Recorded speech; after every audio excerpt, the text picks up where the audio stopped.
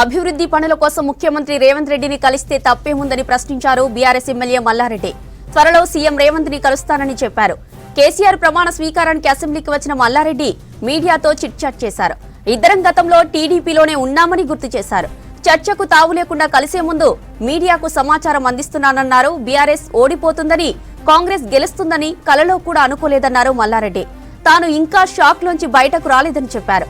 మల్కాజ్గిరి ఎంపీగా నన్నే పోటీ చేయాలని పార్టీ కోరినట్లు చెప్పారు. తన కొడుకు భద్రారెడ్డికి టికెట్ ఇప్పించే ప్రయత్నం చేస్తున్నానన్నారు Malla Reddy. BRS MLA Malla Reddy comments కు సంబంధించి డీటెయిల్స్ ఏంటి? శివ, సీఎం రేవంత్ తో భేటీ అయితే తప్పేంటన్న మల్లారెడ్డి. ఇంట్రెస్టింగ్ కామెంట్స్ చేశారు. ఈ మధ్య వరుసగా బీఆర్ఎస్ ఎమ్మెల్యేలు సీఎం రేవంత్ రెడ్డిని కలుస్తున్నారు. ఇప్పటికి 5 మంది ఎమ్మెల్యేలు రేవంత్ రెడ్డిని కలిసిన వారిలో ఉన్నారు. వాళ్ళు పోయే ముందు కనీసం మీడియాకే కాదు పార్టీ అధిష్టానాన్ని కూడా సమాచారం ఇవ్వడం పోయారు. అదంతా పెద్ద చర్చకు దారితీసింది. అసలు వీళ్ళంతా ఉంటారా, వీళ్ళంతా కాంగ్రెస్లో చేరుతారా, అసలు రేవంత్ రెడ్డిని ఎందుకు కలుస్తున్నారు? 4 ఎమ్మెల్యేలు కలిసినప్పుడు ఒక రకమైన చర్చ జరిగింది. 4 ఇంకా మెదక్ జిల్లాకు సంబంధించిన ఎమ్మెల్యేలు కేసీఆర్ ఉమ్మడి మెదక్ జిల్లాలోని గజ్వేల్ నుంచి సీఎం ఎమ్మెల్యేగా ఉన్నారు.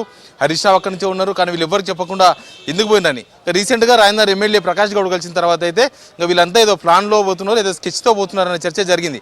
కానీ మల్లారెడ్డి దానికి అంతా భిన్నంగా ఒక చిట్చాట్ చేసిండ్రు. ఆయన కూడా రేవంత్ రెడ్డిని త్వరలో కలబోతున్నట్టుగా చెప్పిండ్రు. కీసర జాతర ఉంది.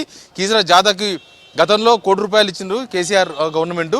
ఇప్పుడు మళ్ళీ ₹2 కోట్ల అడిగినకి ఆల్రెడీ లెటర్ టైప్ చేసుకుని వచ్చిన రేవంత్ రెడ్డిని ఇయ్యాలనో రేపో కలిసి నియోజకవర్గ అభివృద్ధి కోసం కూడా అడుగుతా, నాకు అవసరం ఉన్నప్పుడల్లా రేవంత్ రెడ్డిని కలుస్తా అని చెప్పారు. దీన్ని తప్పడాల్సిన అవసరం లేదు.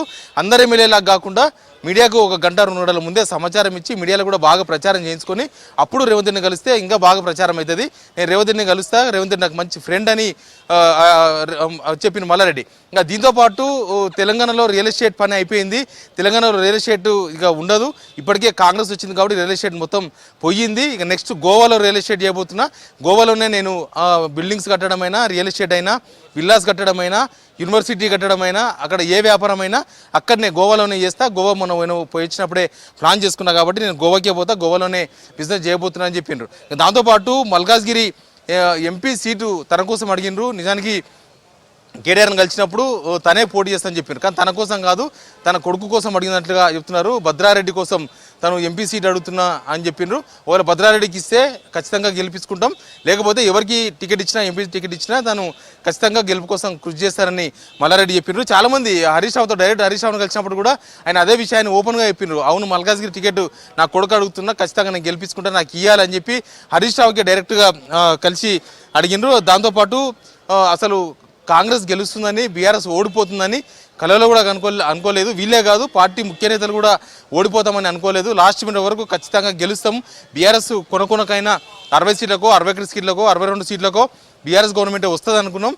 కానీ అన్ఎక్స్పెక్టెడ్గా కాంగ్రెస్ గవర్నమెంట్ వచ్చింది. ఇంకా షాక్లో నుంచి తేరుకోలేదు. తను గోవాకో లేకపోతే దుబాయ్కో పోయినా అక్కడి నుంచి ఇంకా షాక్ నుంచి కోరుకోలేదు. మిగతా వాళ్ళైతే ఇంకా షాక్లోనే ఉండిపోయినారు. ఆ షాక్ నుంచి రానికి ఇంకా కొంత టైం పడుతుందని చెప్పిండ్రు.